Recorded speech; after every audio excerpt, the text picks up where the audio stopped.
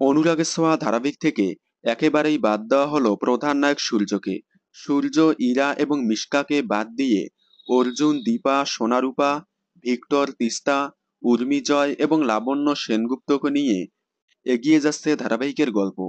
অনুরাগের ছোঁয়ার প্রধান নায়ক সূর্যকে ধারাবাহিক থেকে বাদ দেওয়ায় খুবই মন খারাপ করেছে অনুরাগের ছোঁয়া ফ্যানেরা।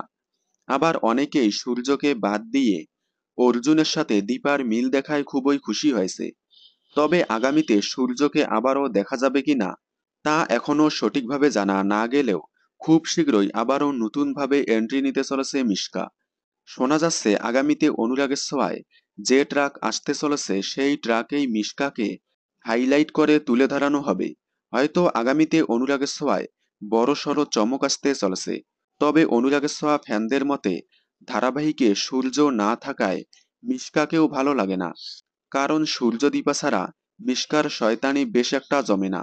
তবে আগামীতে সূর্য আবারও অনুরাগের ছোঁয়ায় কামব্যাক করবে কিনা সেটাই দেখার।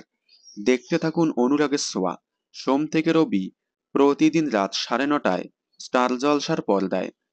অনুরাগের ছোঁয়ায় সূর্যকে আপনারা কতটা মিস করছেন কমেন্টে জানাবেন। বিনোদন জগতের সকল আপডেট সবার আগে পেতে চ্যানেলটি সাবস্ক্রাইব করে পাশে থাকা বেল আইকনে ক্লিক করে রাখুন। ধন্যবাদ।